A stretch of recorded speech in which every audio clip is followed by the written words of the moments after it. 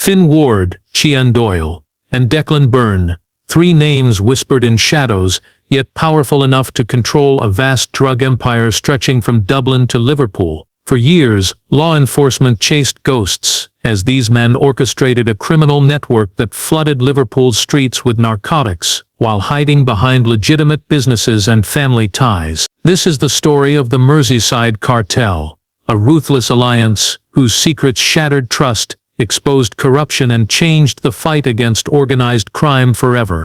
It began with a pattern that only a few officers noticed at first.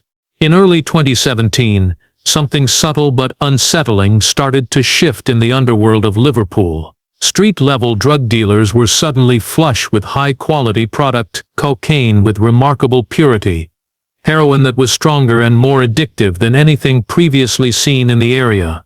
Prices dropped, availability increased, and users began flooding treatment centers at record rates. Violence on the streets grew with it. Turf wars that had long been simmering erupted into sudden bursts of brutality. Young men were turning up in hospital beds, or morgues, many shot or stabbed in what seemed like random attacks. But they weren't random. There was something strategic behind the bloodshed, and someone was clearly pulling strings. Detectives within Merseyside Police began piecing together incident reports, analyzing surveillance, and comparing notes across departments. One thing became quickly apparent. The scale and speed of the drug influx didn't match any known local gang operation. It was too sophisticated, too disciplined. There was no central figure being seen on the streets. No flashy gang leader showing off cars or cash on social media. In fact, whoever was behind it seemed to go out of their way to avoid attention. This wasn't the chaotic, ego-driven violence of traditional turf dealers. This was organized, controlled, professional. Leads were few and far between.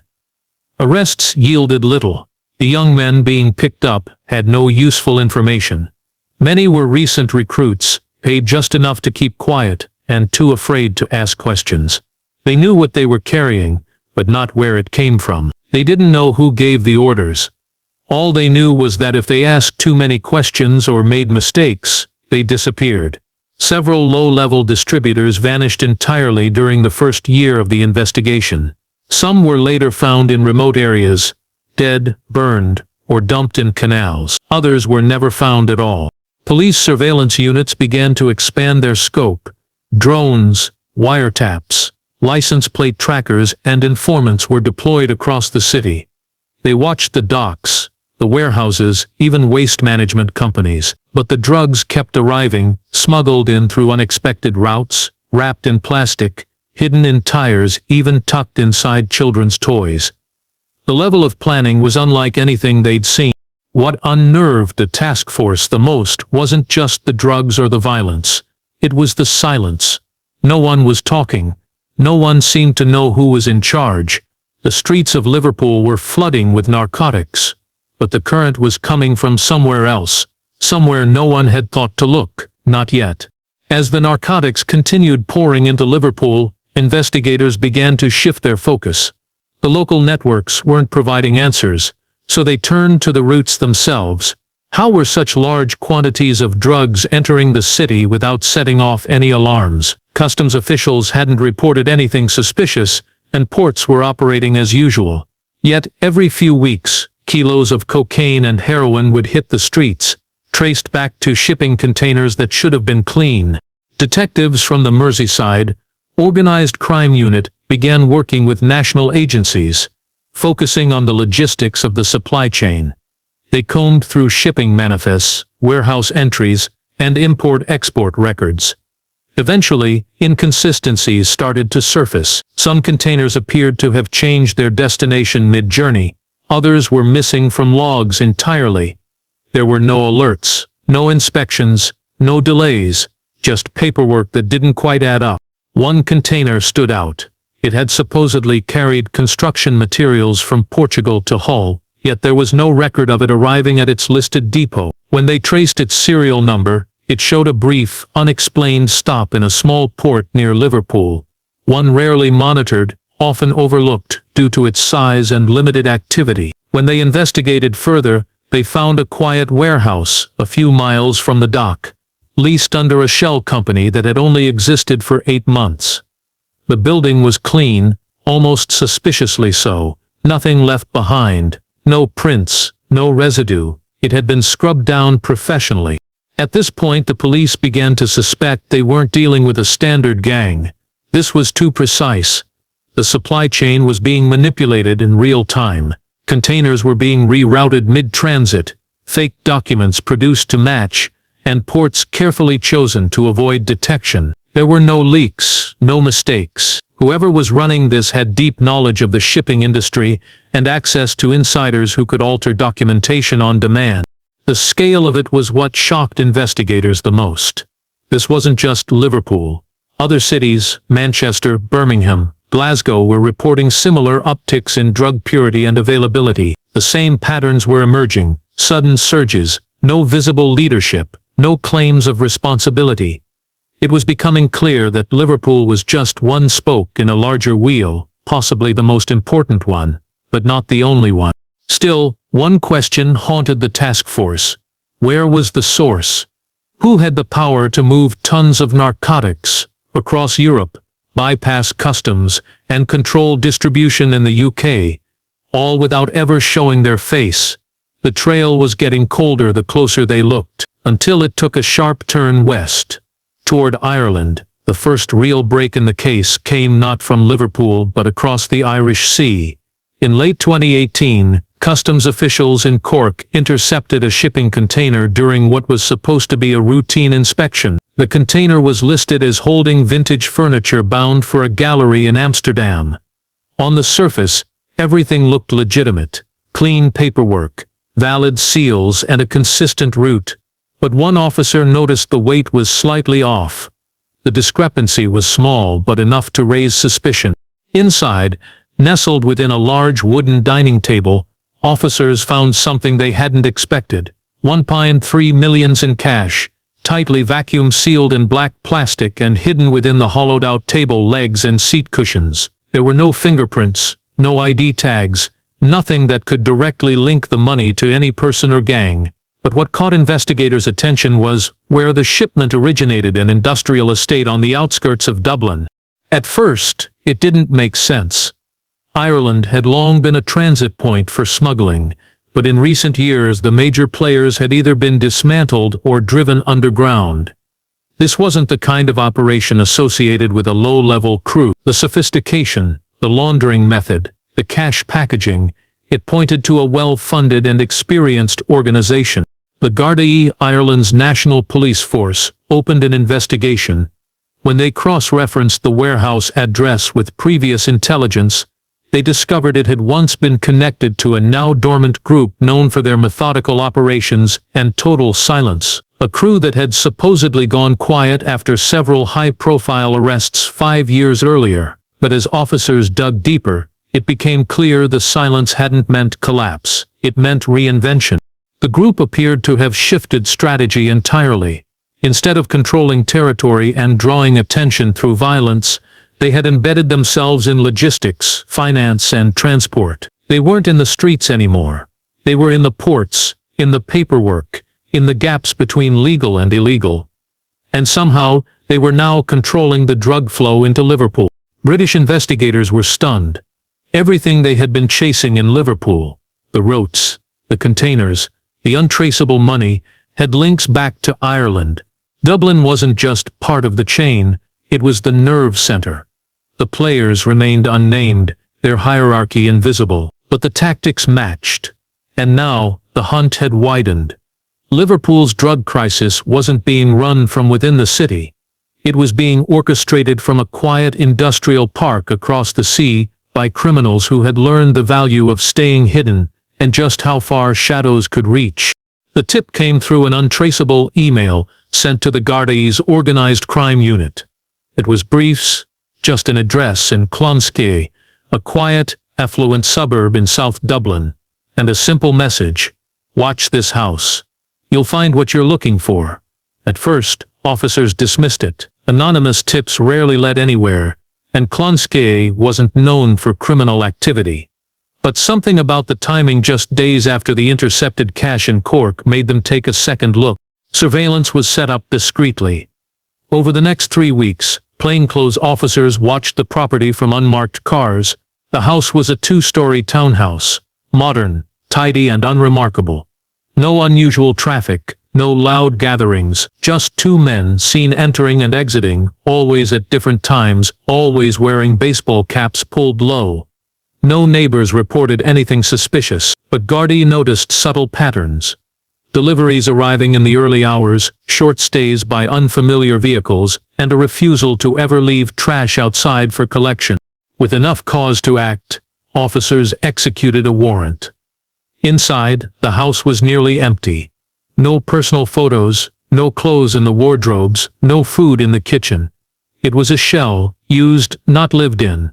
But one room upstairs held everything they needed. Maps lined the walls, each marked with shipping routes, port access points and cargo company names. Red string connected Liverpool to other cities across Europe, Rotterdam, Antwerp, Bilbao. Liverpool wasn't a hub by accident. It was the linchpin of a continent-spanning network. On the desk were burner phones, encrypted hard drives, and notebooks filled with handwritten codes.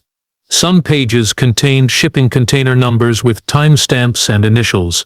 Others were lists of names, nicknames likely next to bank transfers and crypto wallet addresses. What Gardaí had uncovered wasn't just a hideout, it was a control room. Forensic teams found traces of narcotics residue on the desk, and fragments of latex gloves in the waste trap under the sink. Laptops recovered from a locked drawer were sent for deep analysis. Early data showed offshore accounts, some registered to holding companies in Panama and Cyprus, each moved through crypto exchanges and fake charities. This wasn't an isolated crew, it was a coordinated, high-level operation. The group had taken over drug supply to Liverpool without ever stepping foot in the city. Instead they ran the empire remotely, through laptops, coded messages and trusted couriers. Ireland wasn't a branch in the network, it was the headquarters. And now the authorities had eyes on it, but they still didn't know who was at the top. Only that whoever they were, they had stayed hidden in plain sight for far too long. The deeper investigators dug into the cartel's Dublin operations. The more one name began to surface: Finn Ward. At first, it appeared in small ways: email signatures buried in metadata, usernames linked to encrypted wallets, and transaction histories pointing toward offshore trusts. He wasn't a street-level criminal or a familiar face in police databases. Instead, Ward was something rarer and far more dangerous: a financial strategist with a criminal mind. Born in Dublin but educated abroad, Finn Ward had once been a rising star in the world of finance. After graduating from a prestigious economics program in London, he worked briefly for a major investment firm, but an internal scandal, details of which were still buried, led to his quiet dismissal. From there, he disappeared from the professional world entirely. For over a decade, there were no public records of employment, no online presence, and no official address. In reality, Ward had gone underground, offering his skills to criminal networks that needed more than muscle, they needed structure. What Ward built for the Merseyside Cartel was more than a laundering operation. It was a financial fortress. He set up shell companies in tax havens, moved profits through cryptocurrency mixers, and used artwork, precious metals, and even rare wines to clean dirty money. His methods were so advanced that by the time police uncovered one fake charity front, the funds had already moved through 6 countries and 3 currencies, landing in accounts registered to names that didn't exist. But Ward didn't just hide money, he managed risk. He advised the group on when to expand, which ports to avoid, and how to reinvest in legitimate businesses across Europe. Cafes, nightclubs, import-export companies, all funded by the drug trade, all appearing perfectly legal on the surface. Ward turned chaos into strategy, making the cartel not just profitable but resilient. Every time authorities thought they were close to freezing funds or intercepting shipments, the money had already moved. The route had changed, and the trail had gone cold. Through digital forensics, investigators eventually linked Ward to a luxury apartment in central Dublin, but by the time they arrived, he was gone. The apartment had been wiped clean, devices destroyed, furniture removed, no DNA left behind. All that remained was a security camera, hard drive, with its memory scrubbed, and a single business card for an art auction in Barcelona. It was now clear that the brain behind the operation wasn't just a ghost. He was a ghost with a calculator, always 10 steps ahead. And as Liverpool's streets remained saturated with drugs, the man silently making it all possible had vanished into a web of numbers, names, and nations. In early 2019, Merseyside police launched Operation Marina, a covert plan aimed at disrupting the cartel's trafficking routes through the city's docklands. Surveillance had pointed to a specific area near the pier head, a busy maritime quarter blending tourist attractions with heavy shipping traffic. It was the perfect cover. Among the container yards and storage depots was a single warehouse leased under a logistics company with no actual employees, no working phone number, and an address registered in Malta. After months of wiretaps, drone footage, and tracking vehicle movements, authorities moved in. In the pre-dawn hours, more than 60 officers descended on the site. What they found inside and confirmed that the cartel's infrastructure inside the UK was vast and well organized, but it also exposed how little law enforcement actually knew about the brains behind it. The real power wasn't in the warehouses or among the men loading trucks. It was offshore, in silence, pulling strings through anonymous systems and digital shadows. Liverpool was being used, but by ghosts, operating far beyond the reach of local justice. By mid-2019, frustration within the Joint Task Force was growing. Despite the success of Operation Marina, the core of the cartel remained untouched. The arrests had disrupted one arm of the operation, but shipments continued to land. Drugs were still hitting the streets, albeit with slightly more caution. It was clear that the organization had built-in redundancies. If one route was blocked, another opened. If a courier was lost, a replacement appeared within days. It was a living system, self-healing, adaptable, and disturbingly efficient. But then, something unexpected happened. A package arrived in Liverpool 2 days ahead of schedule. It was a small shipment compared to the others, hidden in a consignment of automotive parts. The contents were correct, but the timing wasn't. For the first time, the system had glitched. Around the same time, phone data from a recently arrested courier showed movements that didn't align with known delivery protocols. He'd made stops that weren't part of any previously mapped route, visited areas far from usual drop points, and stayed parked for hours in quiet residential streets. Cross-referencing those locations revealed something even more curious. Some of the addresses matched other names from previous investigations. The coordination wasn't as flawless as it had once been. Then, a breakthrough. A mid-level operator, recently arrested during a traffic stop outside Manchester, unexpectedly asked to speak to a detective. He offered information in exchange for full immunity and protection for his family.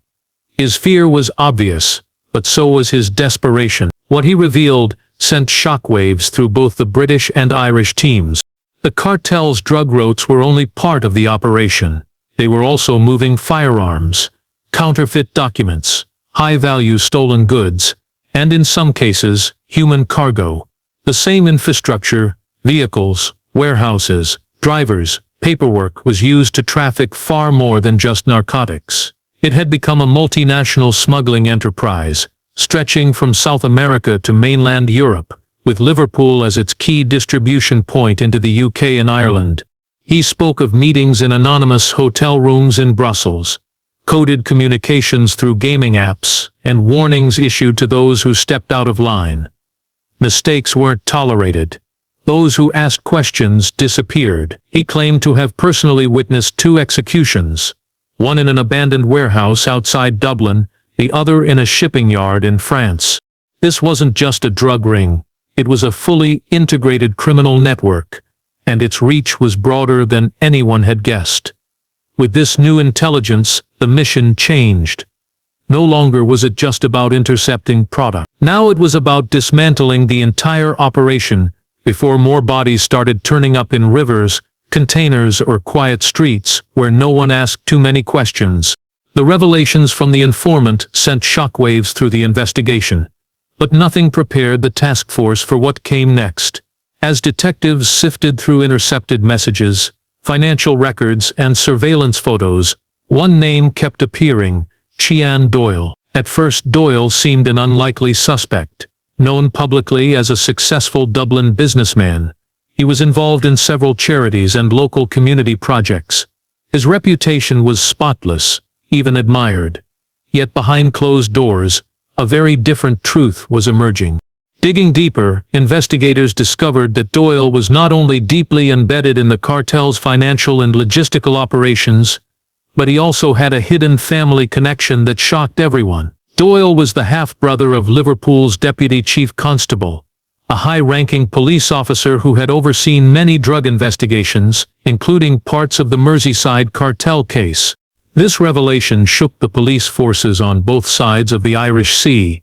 How could such a close relative be at the heart of the very criminal network they were trying to dismantle? Investigators quickly examined phone records, emails, and meeting logs. Doyle had carefully managed to keep his personal and professional lives separate, but gaps in his story began to emerge. It appeared that Doyle had used his family connection as a shield. He monitored police movements through subtle inquiries and quiet warnings, tipping off cartel members about upcoming raids or surveillance. This insider knowledge allowed the cartel to reroute shipments, delay shipments, or even temporarily suspend activity when law enforcement was closing in. But Doyle's involvement went further than just protection.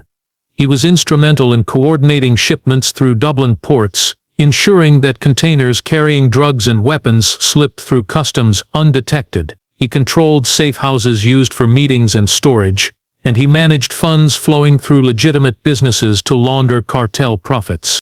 The discovery of Doyle's role sparked internal investigations within Merseyside police.